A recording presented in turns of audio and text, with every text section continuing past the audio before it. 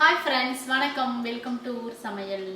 இன்னைக்கு என்ன வீடியோ பார்க்க போறோம்னா, இன்னைக்கு திரவியார் அசோகா ஹல்வா தான் செய்ய போறோம். குழந்தைங்க பெரியவங்க எல்லாமே பார்த்தீங்கன்னா ரொம்ப பிடிக்கும். ரொம்ப ஈஸியா செஞ்சிடலாம். வாங்க நாம எப்படி செய்யலாம்னு பார்க்கலாம். அசோகா ஹல்வா செய்யறதுக்கு பார்த்தீங்கன்னா நான் வந்து ஒரு 200 கிராம் போல பாசி பருப்பு வந்து நான் 2 ஹவர்ஸ்க்கு முன்னாடியே ஊற வச்சு கழுவி வச்சிருக்கேன். இதை நாம குக்கரில் வச்சு வேக வச்சுக்கலாம். நான் வந்து கொஞ்சமாக தண்ணி வச்சு வேக வச்சுக்கிறேன்.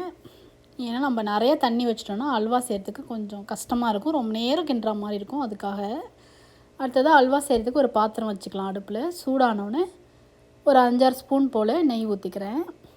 கூடவே ஒரு 2 ஸ்பூன் அளவுக்கு கோதுமை மாவு போட்டுட்டு நம்ம நல்லா இதை மிக்ஸ் பண்ணி விட்டுடலாம். நம்ம கொஞ்சம் கட்டி இல்லாமல் மிக்ஸ் பண்ணிக்கலாம். அடுப்பை வந்து சிம்லேயே வச்சுக்கலாம். அடுத்ததாக வேக வச்ச பருப்பை நான் அந்த மாதிரி நல்லா மசிச்சு வச்சுருக்கேன். வெந்த உடனே அதையும் நாம் உள்ளே சேர்த்துட்டு நல்லா இதை கொஞ்சம் நேரம் போல் மிக்ஸ் பண்ணிக்கலாம். நான் வந்து 1 கப்பு வந்து பருப்பு எடுத்தேன். இப்போ 2 கப்பு சர்க்கரை போட போகிறேன். நம்ம சர்க்கரை பாவெலாம் எடுக்க வேணாம், இது கூடயே சேர்த்துக்கலாம். இப்போ இதில் 2 கப்பு நம்ம சர்க்கரை எடுத்துக்கலாம். நான் ஆர்கானிக் சர்க்கரை எடுக்கிறேன். 1/4 கப்பு போல் முந்திரி பருப்பு குட்டி குட்டியாக கட் பண்ணது. உங்கள்கிட்ட ஆர்கானிக் சர்க்கரை இல்லை அப்படின்னா நீங்கள் அந்த ஒயிட் கலர் சர்க்கரை இருக்குல்ல அது கூட போட்டுக்கலாம். முந்திரி பருப்புலாம் வறுத்து போட வேணாம், அப்படியே போட்டுக்கலாம். ஏன்னா இந்த அசோகா ஹல்வாவுக்கு அப்படியே போட்டு தான் கிண்டுவாங்க. இது எல்லாத்தையுமே போட்டுட்டு நம்ம நல்லா இதை கட்டி இல்லாமல் நல்லா மிக்ஸ் பண்ணிக்கணும். அடுப்பை சிம்லேயே வச்சுட்டு இந்த அல்வா செய்யறதுக்கு பார்த்திங்கன்னா நமக்கு ஒரு 250 கிராம் போல் நெய் செலவாகும். ஏன்னா நம்ம பருப்பு எடுத்தோம்ல அதே அளவுக்கு நெய் ஊற்றி செஞ்சால் நல்லாயிருக்கும். உங்களுக்கு அதிகமாக வேண்டாம், கம்மியாக வேணுன்னா கூட நீங்கள் ஊற்றிக்கலாம். நான் வந்து இந்த நேரத்தில் கூட ஒரு 2-3 ஸ்பூன் போல் நெய் ஊற்றிருக்கேன்.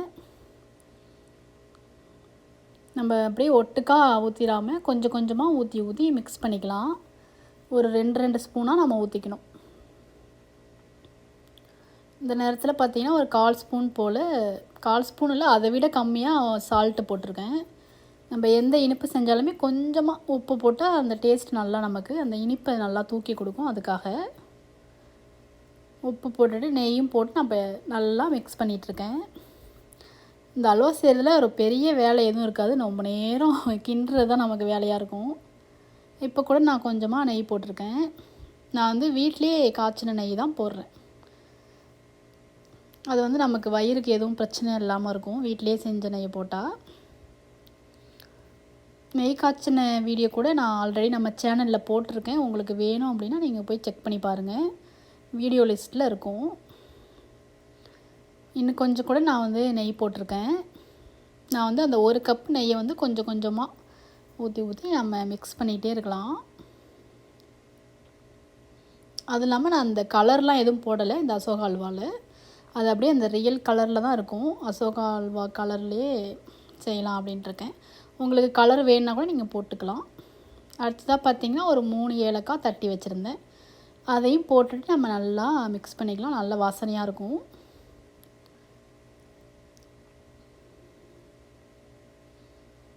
இந்த அல்வா பார்த்திங்கன்னா ஒரு 3-4 நாள் கெட்டு போகாமல் இருக்கும். வெளியிலே வச்சு நம்ம சாப்பிட்லாம். ஃப்ரிட்ஜிலலாம் வச்சுக்காமல் வெளியிலே வச்சு சாப்பிட்டா கூட நல்லாயிருக்கும் டேஸ்ட்டு. நம்ம கொஞ்சம் கைப்படாமல் எடுத்துக்கிட்டோன்னா நமக்கு சீக்கிரமாக கெட்டு போகாது.